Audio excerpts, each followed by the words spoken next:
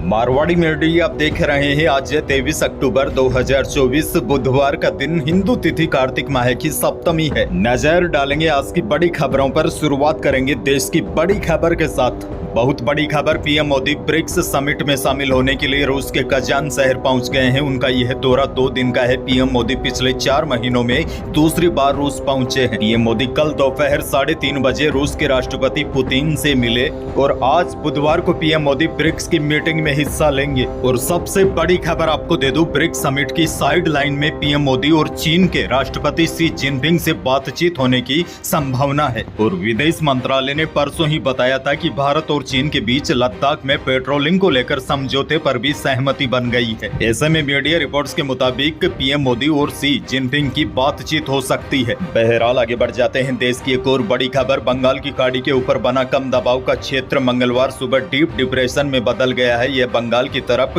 तेजी से बढ़ रहा है। आज यानी कि 23 अक्टूबर तक यह चक्रवाती तूफान में बदल जाएगा और 25 अक्टूबर की सुबह ओडिशा और पश्चिमी बंगाल के तटों पर टकराने की संभावना है। इस दौरान हवा की रफ्तार 110 किलोमीटर प्रति घंटा होगी, जो बढ़कर 120 किलोमीटर प्रति घंटा हो सकती है। इसीलिए मछुआरों को 25 अक्टूबर तक समुद्र में न जाने की सलाह दी गई है। दरअसल तूफान दाना के असर से तमिलनाडु और कर्नाटक के समुद्री किनारों के जिलों में मंगलवार को भारी बारिश हुई है। यानी कि आज तूफान दाना देश के दक्षिणी राज्यों में कहर मचा सकता है। वैसे आपको बता दूं, इस तूफान का असर राजस्थान में नहीं दिखाई देगा। बहरहाल आगे बढ़ जाते हैं। राजस्थान से बहुत बड़ी खबर, सुनहरे धोरों वाले राजस्थान की धरती अब सोना भी उगलेगी। हाल ही में प्रदेश की पहली सोने की खान बांसवाड़ा में नीलाम हुई है। खदान के लिए सड़कें बन रही है। 5 फीट खुदाई में ही पत्थरों में सुनहरे कण चमक रहे हैं। दरअसल राजस्थान में सोने के भंडार की खोज के बाद राज्य सरकार ने प्रदेश के 4 स्थानों पर सोने के भंडार पाए जाने की जानकारी दी है। वैसे आपको बता दूं, बांसवाड़ा जिले के घाटोल तहसील में सबसे ज्यादा मात्रा में सोना पाया गया है। इसके साथ ही राजस्थान देश का 4था स्वर्ण भंडार वाला राज्य बन गया है। इससे देश और प्रदेश में electronic, petroleum, petrochemical, battery, airbag सहित कई उद्योगों में निवेश के अवसर विकसित होंगे। आगे बढ़ेंगे। एक और बड़ी खबर, राजस्थान में उपचुनाव के बीच राज्य सरकार ने कई सरकारी योजनाओं के नाम बदलने का फैसला किया है। सीएम भजनलाल शर्मा ने 7 योजनाओं के नाम बदलने को कहा है। सरकार ने इंदिरा महिला शक्ति उड़ान योजना, इंदिरा महिला शक्ति जागरूकता शिक्षा कार्यक्रम और इंदिरा महिला एवं बाल विकास शोध संस्थान योजना को मर्ज कर कालीबाई भील संबल योजना का नाम दिया है। इसी प्रकार इंदिरा महिला शक्ति प्रशिक्षण एवं कौशल संवर्धन योजना और इंदिरा महिला शक्ति उद्यम प्रोत्साहन योजना को मिलाकर मुख्यमंत्री नारी शक्ति प्रशिक्षण एवं कौशल संवर्धन योजना का नाम रखा गया है। फिर आगे बढ़ेंगे। एक और बड़ी खबर, क्षत्रिय करणी सेना के राष्ट्रीय अध्यक्ष राज सिंह शेखावत ने लॉरेंस बिश्नोई का एनकाउंटर करने वाले पुलिसकर्मी को 1,11,11,111 रुपए का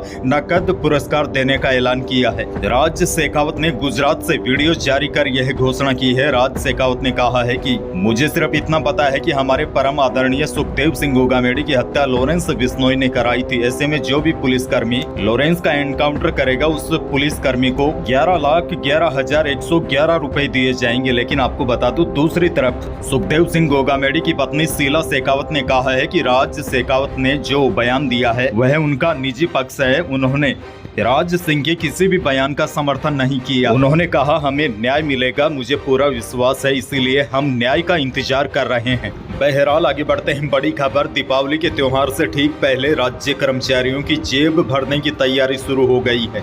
बोनस के भुगतान की प्रक्रिया 24-25 अक्टूबर से शुरू हो सकती है, जबकि वेतन इस बार 30 अक्टूबर को मिल सकता है। वहीं दूसरी तरफ महंगाई भत्ता यानी कि डीए 3% बढ़ाने पर उप मुख्यमंत्री और वित्त मंत्री दिया कुमारी के जयपुर लौटने पर अंतिम फैसला होगा। एक और बड़ी खबर, राजस्थान विधानसभा उपचुनाव के लिए भाजपा ने अपने उम्मीदवारों की घोषणा कर दी है, तो अब कांग्रेस भी इसकी पूरी तैयारी में है। मीडिया रिपोर्ट्स की माने तो कांग्रेस ने अपने सभी 7 उम्मीदवार तय कर लिए हैं। सीटों पर उम्मीदवारों की घोषणा आज हो सकती है। बड़ी खबर यह है, कांग्रेस ने 7 सीटों पर उम्मीदवार तय कर लिए हैं। आज प्रत्याशियों के नामों का ऐलान हो सकता है। आगे बढ़ेंगे। बड़ी खबर, राजस्थान में सम्मान पात्रता परीक्षा के पहले दिन प्रशासन के दांव की पोल खुल गई। जयपुर समेत कई शहरों में बड़ी संख्या में परीक्षार्थी रोडवेज बसों में सीट हासिल करने के लिए परेशान होते नजर आए। साथ ही में बाकी यात्रियों को भी परेशानी का सामना करना पड़ा।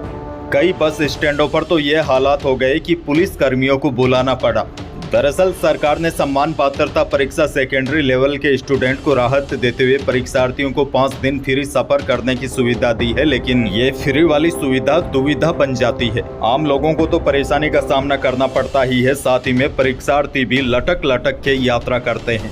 आगे बढ़ेंगे, एक और बड़ी खबर। राजस्थान में रेजिडेंट्स डॉक्टर्स की हड़ताल भी जारी है। इस कारण अब ओपीडी और इमरजेंसी सेवाएं प्रभावित हो रही है। जयपुर के कल सवाई मानसिंह हॉस्पिटल में छोटे और गैर जरूरी 100 से ज्यादा ऑपरेशन नहीं हुए। इस हड़ताल का सबसे ज्यादा प्रभाव रात के समय जनरल वार्ड, आईसीयू और इमरजेंसी पर पड़ रहा है। यहाँ नाइट शिफ्ट में मरीजों को संभालने के लिए डॉक्टर्स नहीं है।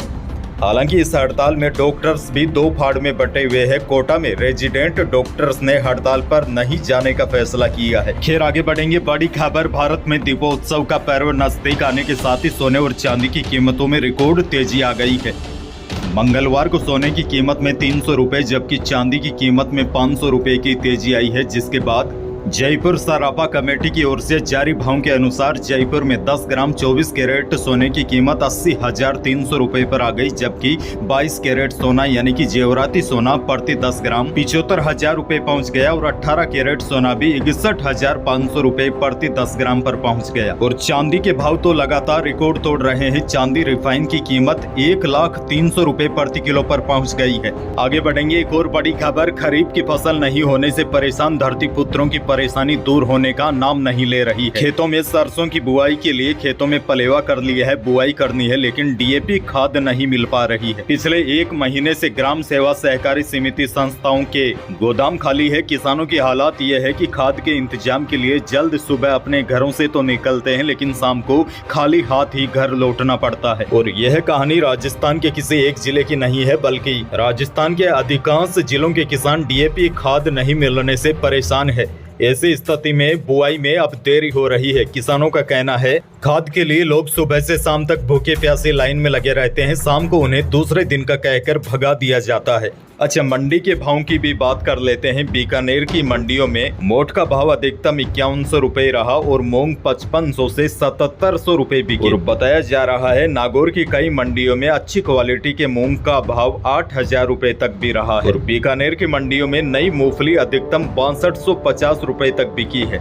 गवार का भाव अधिकतम 5130 रुपए तक रहा। आगे बढ़ेंगे, मौसम से जुड़ी बड़ी खबर है। राजस्थान में बेमौसम बारिश की वजह से कई जिलों में किसानों को जमकर नुकसान हुआ, क्योंकि अभी 1-2 दिन पहले ही भरतपुर, करौली, जयपुर, उदयपुर, बाड़मेर, अलवर, चूरू और जालोर में कई स्थानों पर आंधी के साथ बारिश हुई, जिसकी वजह से किसानों की फसलें चौपट हो गई। लेकिन अब बड़ी अपडेट ये है, आज 23 अक्टूबर को भी पूर्वी राजस्थान के केवल कुछ ही भागों में आंशिक बादल छाए रह सकते हैं, लेकिन बारिश की संभावना अब काफी कम है। यानी कि आने वाले 4-5 दिन प्रदेश के अधिकांश भागों में मौसम मुख्यतः साफ रहेगा और रात के तापमान अब गिरेंगे, सर्दी बढ़ेगी। राहत की बात यह है, फिलहाल मौसम विभाग ने बारिश को लेकर कोई भी अलर्ट जारी नहीं किया है। आगे बढ़ते हैं, बड़ी खबर। सरकार ने भले ही ऐलान तो कर दिया है कि राष्ट्रीय खाद्य सुरक्षा योजना से जुड़े परिवारों को 450 रुपए में सिलेंडर मिलेगा, लेकिन रजिस्ट्रेशन के लिए पोर्टल अपडेट नहीं किया। योजना के तहत 1 सितंबर से पात्र परिवारों को सस्ता सिलेंडर मिलना था, लेकिन इस राशि में सिलेंडर मिलना तो दूर, आज तक उपभोक्ता रजिस्ट्रेशन के लिए ई मित्र केंद्रों पर चक्कर लगाने को मजबूर है। और कई जगह तो पोर्टल शुरू नहीं होने की वजह से करोड़ों उपभोक्ताओं को अभी भी 450 रुपए में सिलेंडर नहीं मिल पा रहा है। यही थी प्रदेश और देश की आज की बड़ी और महत्वपूर्ण खबरें। वीडियो को लाइक करना बिल्कुल न भूलिए और चैनल पर नए हैं तो सब्सक्राइब जरूर कीजिए ताकि आप अपडेट रहे बड़ी और काम की खबरों से। धन्यवाद।